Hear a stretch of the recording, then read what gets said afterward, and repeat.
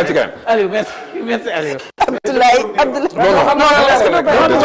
Abdoulaye ñëw rek yow nga boole. léegi moi je ne comprends pas parce que je cherche souvent polémique bi. lan moo ko fi jaar. madame Mbacké daf ñoo war a toggal ceebu jën pour ndogo.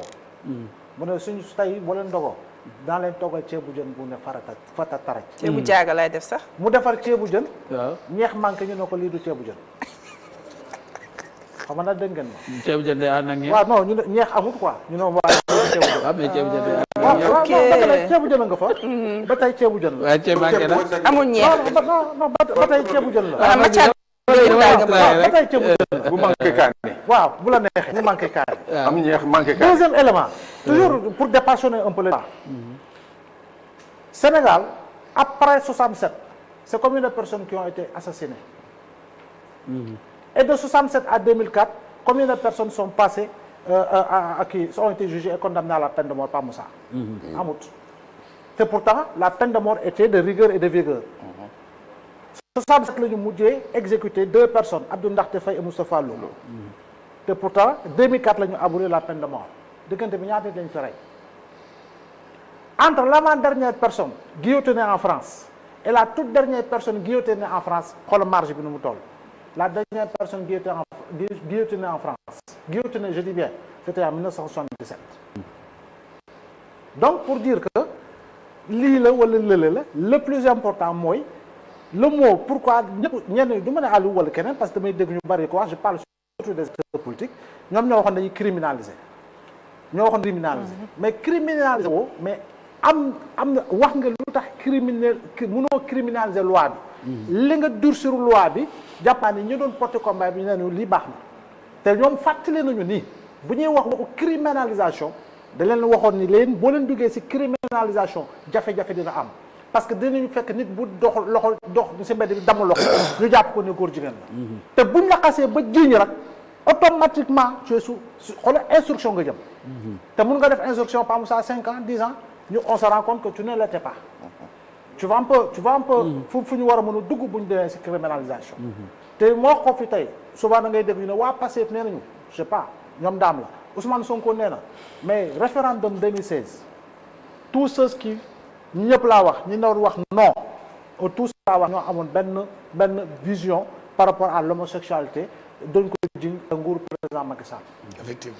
kon bu ko yemale ci kenn rek wala ci benn rek il faut wane ñëpp la parce que ceux qui étaient pour le non je dis bien dama calculer waat xoolaat ne ñoo nekkoon non lors du référendum ñoom ñëpp il paraît la même chose naaj ñëwaat waaw parce que fàttali tam dafa baax effectivement kon bu ñu demee ba ñu ne léegi dugg nañu ci li nga xam ne mooy durcir parce que quoi qu'on puisse dire acte contre nature dañ ko wax ni rek c'est comme ñu ne le président est passible de passer devant la haute cour de justice.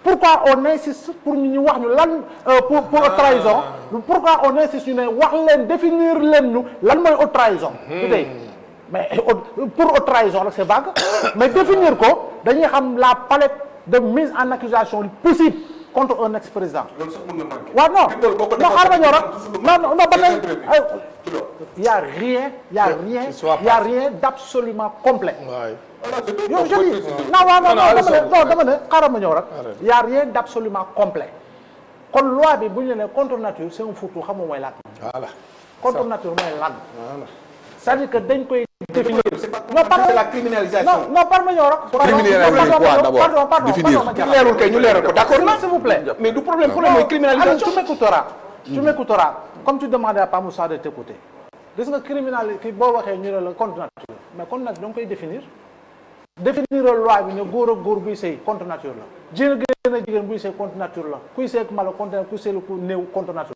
la leeral ko ba pare ne sax kuñ ci jàpp lii moo la siy fekk ku si wax lii moo la siy fekk ku ñu soupçonné da ngay dugal xaalis lii moo la siy fekk mais loolu dara gënu koo leer billahi mais c'était pas ça le problème. mais je dis le problème ce n'était pas d'insister sur eux avaient dit qu'ils allaient criminaliser mais quand on cherche Ève et que l'on trouve Awa où est le problème?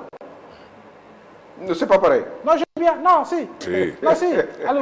Non, mais franchement. Non, si. Non, mais si. xam nga moo tax ma ne.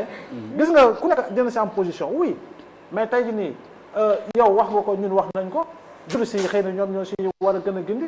la loi sur criminalisant le viol. mais c'était juste pour satisfaire la jeune féminine. je le sens contraire bi Aliou waxee que dañoo bëggoon kii ni sens bu ñuy voté loi criminalisant le viol dans la précipitation ba nekk ñu ñëpp laa wax ni kii dañoo bëggoon rek appâter la féminine. non d'accord te war ko tëggaat war ko xoolaat saytuwaat ko parce que imperfection yu si nekk moo bari. gis nga donc dañu compte de ces aspects là. d'accord gis nga fi mu départ nii. fi mu daaneel laa bëgg a départ. gis nga. da nga ne woon da ngay tontu Aliou Sow